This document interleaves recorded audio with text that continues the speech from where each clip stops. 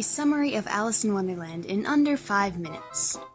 No, not that one. I'm talking about the book. You know what a book is, right? That thing made of paper and cardboard that you read novels with? Yeah, that thing. The story basically begins in Alice's backyard.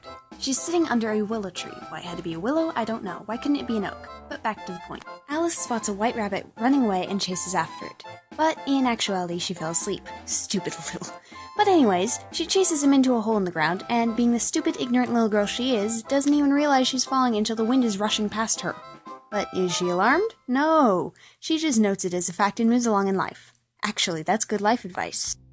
Anyway, she lands and finds a door, but it's locked, and the key is on a giant table. She grows, gets it, and is too big to fit through the door. She shrinks and grows, etc., until she drops the key like an idiot and cries about it, creating a giant pool of water. Why is the pool important? You'll see. She finally shrinks back down and almost drowns in her own tears, along with a bunch of other animals she has a chat with shortly later. Then she moves on to the White Rabbit's house and gets stuck in there because she grows into a Gigantor again. What a surprise. She and the White Rabbit have a little squabble, and she shrinks down again. Long story short, White Rabbit hates her guts, and she moves on with her life. She ventures to the Duchess's house, where the scullery maid is aggressively throwing pots and pans across the room, the Duchess is holding a screaming baby, the Cheshire Cat smirking to himself in the dark corner, and the air is filled with pepper.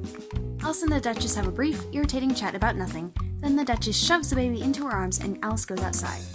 The baby changes into a pig, runs off, and leaves Alice alone until the Cheshire Cat appears out of nowhere doing his Scooby-Doo routine. He points her in the direction of the Mad Tea Party and leaves. At the tea party, Alice is rude and interrupts everyone, saying everyone is wrong and leaves, having listened to nothing they said. Then she meets the Queen's guards, who are trying to paint roses on a white rose bush that they accidentally planted. Then a confusing game of croquet ensues and leads to Alice being rude to a depressed, existential mock turtle who only wanted to talk to someone. Then comes the trial. The knave is on trial for supposedly eating the Queen's tarts. A whole bunch of witnesses come up rambling on about irrelevant nonsense. Finally, it is discovered that the Queen's tarts have been sitting right in front of her the whole time. Then Alice becomes very rude again and attacks the Queen verbally, then wakes up and tells her sister about Wonderland. Wholesome story, right? Let's talk about Alice for a second. Throughout the book, the reader comes to realize more and more how much of a brat she is. The rudeness increases throughout the story until the end, when she returns to the normal world. Once back home, she instantly returns to a nice little girl who tells her older sister all about Wonderland. Really, one could say she didn't transform or grow as a human throughout the entire book.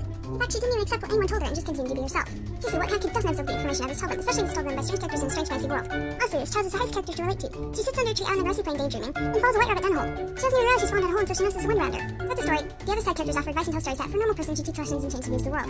Does it teach us little bad lessons or change our views? No, because she's a stuck-up, self-centered brat who absolutely refuses to listen to anything that any of the others tell her without butting in everything lines to say, oh, that's incorrect, it's actually, or, but why, that's not the way it is at all. Then when they ask her to explain herself, she climbs up her mouth and thinks everyone else is at fault. Seriously, who raised this child? They did an awful job. If you ask me, she learned nothing over the course of the book. So part of me wonders if the whole book is just actually to inform the reader of the existence of Wonderland that we all reach in our sleep, where everything is backwards and nothing is forwards. Ooh, I'm out of breath.